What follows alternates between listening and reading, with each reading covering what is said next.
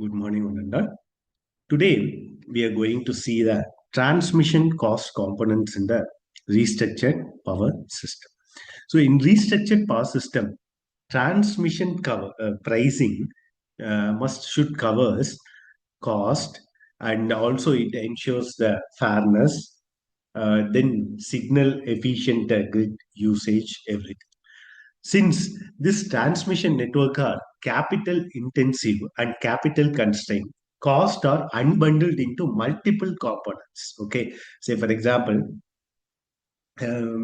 costs are unbundled to multiple components such as asset usage. Asset means, say for they are owning the all the transmission towers.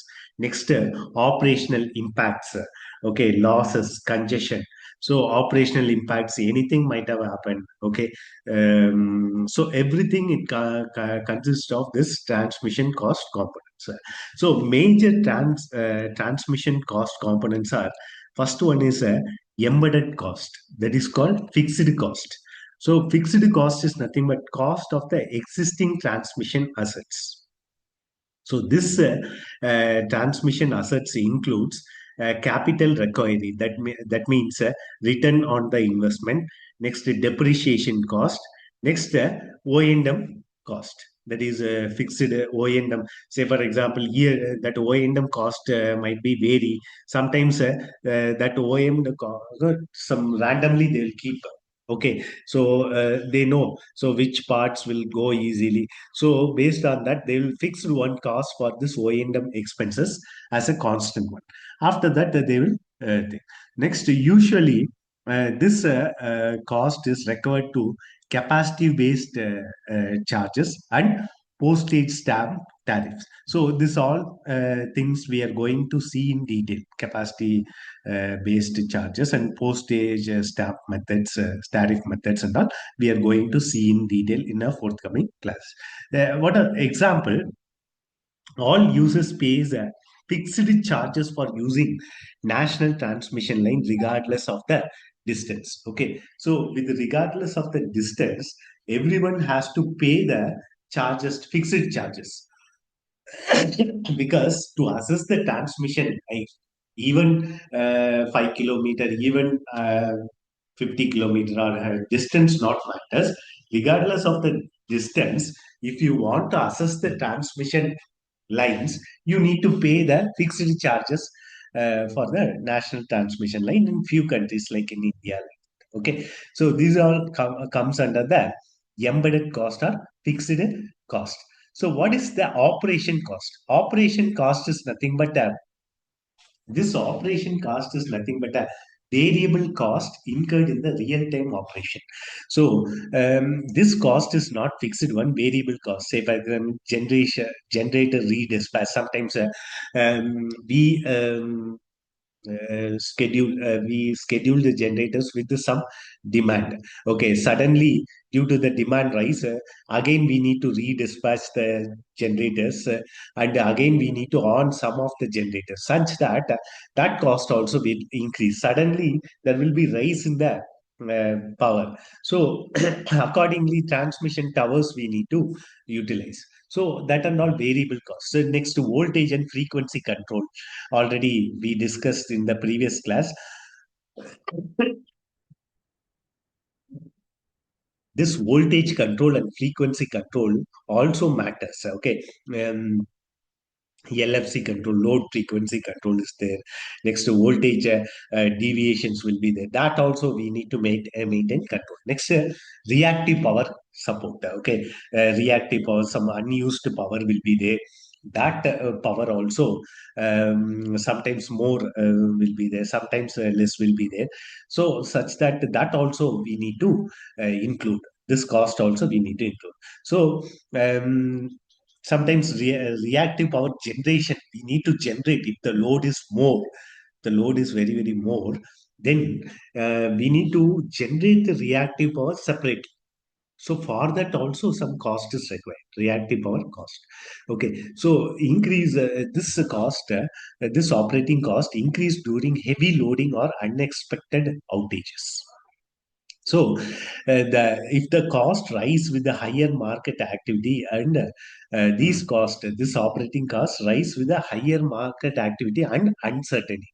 Okay, so this also matters. This operating cost. Next comes the reinforcement or system expansion cost. Okay, so this cost for new lines, say for example, if you are constructing new transmission lines, transformers, and upgradation.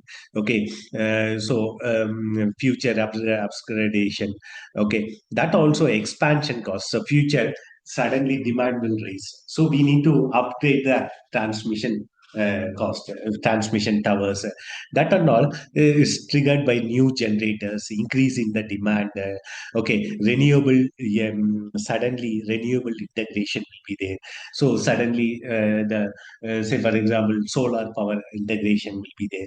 Like that, suddenly it will rise. So due to that expansion, also we need to plan. Okay, say for example, all the line like transmission capacity, if you are planning for some for example some 400 kilovolts. Okay, so if the transmission capacity is 300 kilovolts, like that, you need to go for expansion like 400 kilovolts itself you need to install. If it is more than for 500 or 550, 600, like that, you need to go for 765 kilovolts. Okay. Next, if the line capacity is increased up to some, for example, 900 kilovolt, you need to plan for 1,000 kilovolts. If it is more than 1,000, you need to plan for 1,200 kilovolts. Such that this integration also will be possible easily. Upgradation also possible easily. So this reinforcement or expansion cost allocated using shallow connection charges, deep connection charges, or beneficiary pay principle. Okay. Okay, so these are the charges that also this expansion cost allocated using this connection charges, deep connection charges, and beneficiary pay principle. Okay, so you need to pay. Say for example, if you've taken a loan, okay, you need to pay for that principal amount. Okay, so that also you need to include such some amount. Next, that connection charges, shallow connection. That every cost should be included, allocated. Okay, such that this expansion cost or reinforcement cost should be planned. Example: a wind farms pay for the grid strengthening to connect to the network, because grid strengthening also you need to taken care of that, because sometimes if the wind velocity is more, you can generate more power. By the time you can't strengthen the grid, you need to plan always for the future. You should not plan for, say, for example, from all the wind farms, it is coming around the 70 megawatt. Okay, totally 70 megawatt generation capacity is there in one area. But installed capacity is more. For example, installed capacity is some 200 megawatts. Okay, so you should not plan for only 100 megawatt grid strength. You should plan for 300 megawatt grid strength, such that if there's 200 megawatt, sometimes all the wind farms are operating, such that the grid has to manage that power. So that also you need to plan. Next is transmission losses cost. This transmission loss is always will be there. Okay, without the transmission losses will not be there, because the line losses, all conductors, the conductors mean definitely heating losses will be there. Definitely losses will be there. So power loss due to the resistance and reactive flows. Okay, so the losses increase with the distance. If you go for more distance, losses will be more. So you need to go for confined distance. And also, if the congestion is there also more losses will be there. Okay, so allocate this transmission losses are allocated using average loss factors. So how they will allocate this cost means loss factors. They will see. what are the average loss factors in that particular region. Depends on the region to region. Some icy formation region will be there. There loss factors be more like that. It depends on the regions. Next, marginal loss factors depends on nodal pricing. Nodal one nodes, one pricing will be there. So there also you need to compensate this factors. So this losses acts like a invisible cost that rise during the congestion. If the congestion increase, this loss transmission loss cost also will be increasing suddenly. So that also you need to taken care of. Next comes the congestion cost.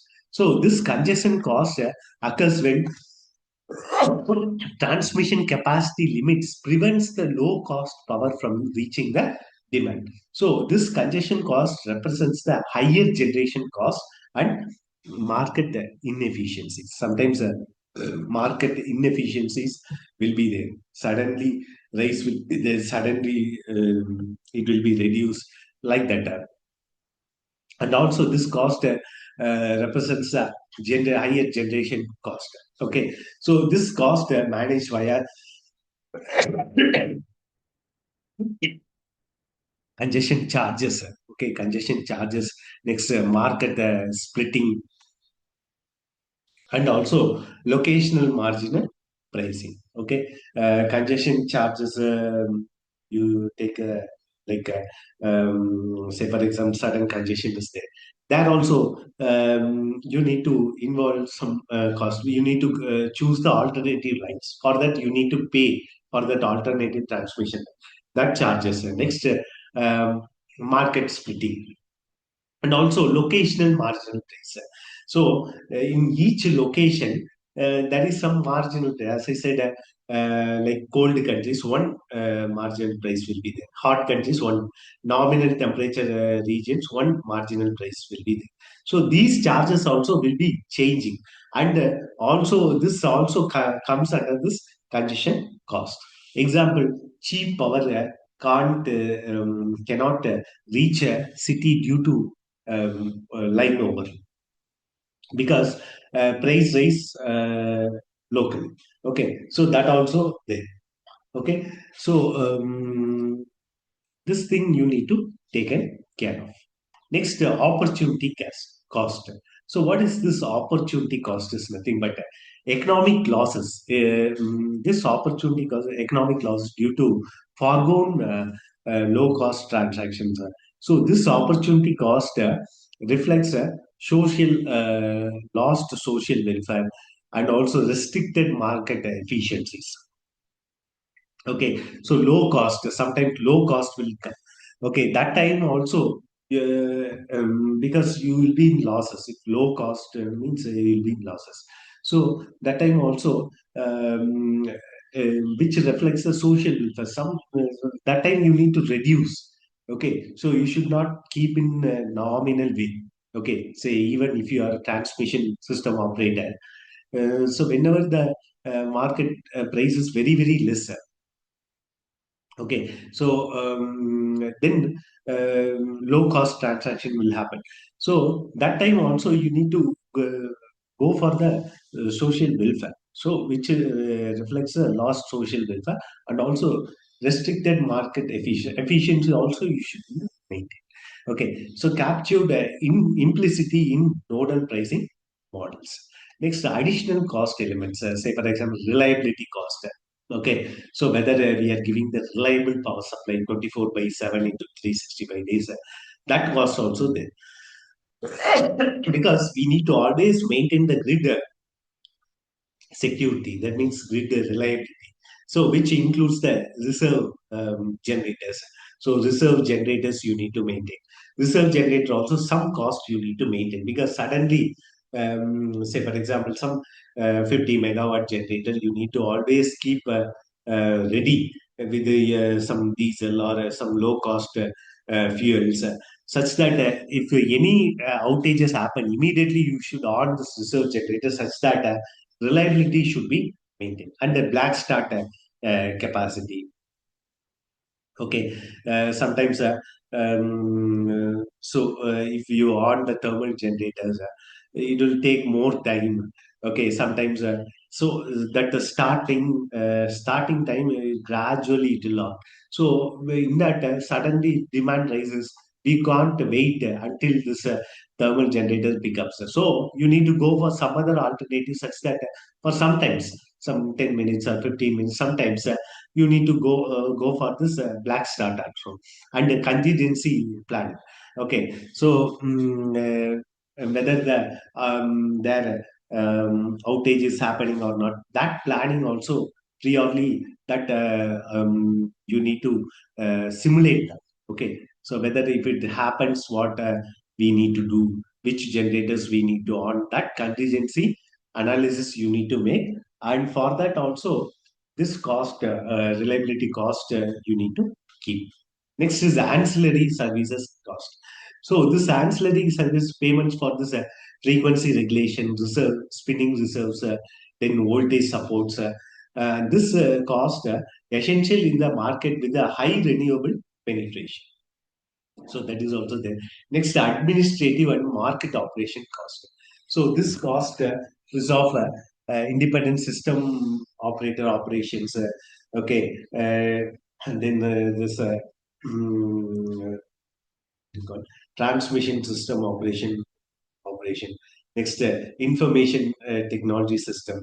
Okay, computers, then softwares. Because you are calculating that what are how the market operation will be there. So for that softwares you need to purchase AI softwares. So that softwares you need to maintain some cost for this information technology devices also, because the website you need to maintain. Okay, you need to pay for yearly charges for that website, for handling that website, and the settlement, the billing, all this administrative costs also should be taken care of. Okay, next is this pricing mechanisms used postage stamp pricing methods, zonal pricing method, nodal pricing method. Okay, nodal pricing is nothing but locational marginal pricing. That is nothing but LMP. Okay, what is this postage stamp method? So this postage stamp method is uniform charge across the network. Simple, but ignores the location specific cost. Okay, so each and everything has its own advantages and limitation, but mostly used is this locational marginal pricing method only. Okay, so zonal pricing is what network is divided into each zones. You know what is zone? Each one zone. Okay, so based on anything, say for a north zone, south, southern zone, east zone, western zone, like that. Not only that, any zone you can divide into district as one zone, or zone one, zone two, like that. It depends on all your environment and all your state, countries, policies. Okay, this zones having same price within the zone and varies between the zone. Sometimes this zonal pricing will be varies within the zone and varies between the zones. Some zones will be having less tariff. Some zone will be having more tariff, because in that zone there is no generators, renewable generators. If some zones, nature itself will be having more wind velocity will be there, more solar utility will be there. So such that their generation will be more, such that the tariff will be less. In some zones where somewhat cold countries will be there, cold zones will be there. There won't be any generating station. So you need to transfer from some other zones. So their prices will be increasing. It's like that. Next, nodal pricing. Nodal pricing is location marginal pricing.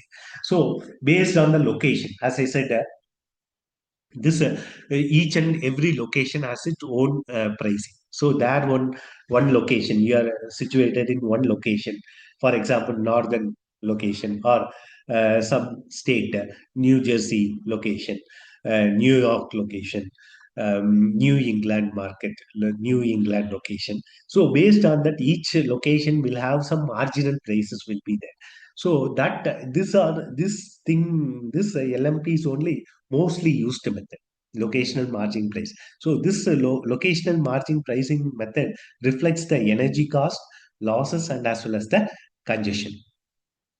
Okay, so it is most accurate but complex. Okay, most accurate method, but it is complex. But even though mostly we are using this locational margin price, so few places only we are going for this zonal pricing and post stamp pricing methods. Very few places. Mostly, okay, mostly they will go for this locational marginal pricing only.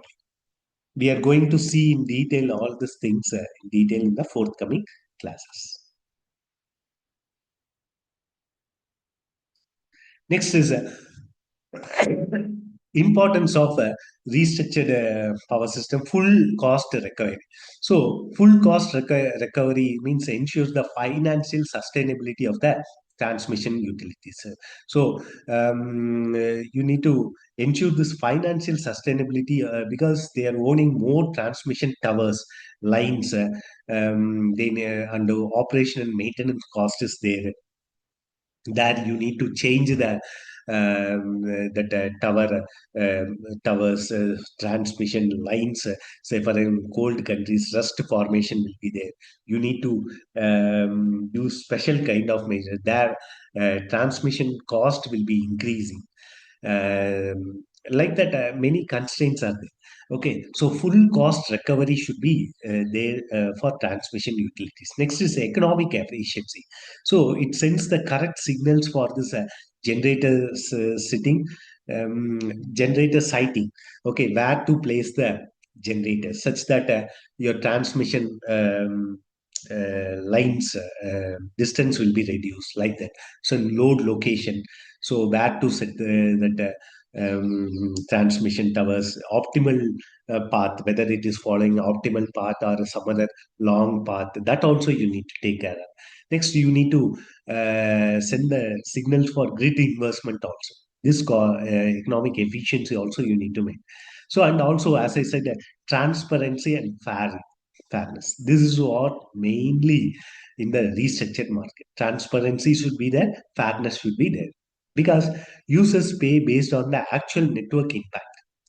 So users will be always monitoring in the website what is happening in the transmission open access market, like that. So how the transmission system is operating. So based on that only they will pay. So users have to pay based on the actual network impact, and reduces the cross subsidization. That also there. Next, the impact of renewable energy integration. Okay, so which encourage renewable projects near the demand centers. Okay, so you need to keep the start the renewable generators near to the load centers, demand centers. And this renewable integration also promotes optimal use of transmission corridors, and which highlights the need for green transmission corridors. These are all green transmission corridors means renewable. Least cost generators. Okay, green transmission corridors. So you should not touch more. You should not destroy more forest. If you destroy the forest, also you need to plant some saplings.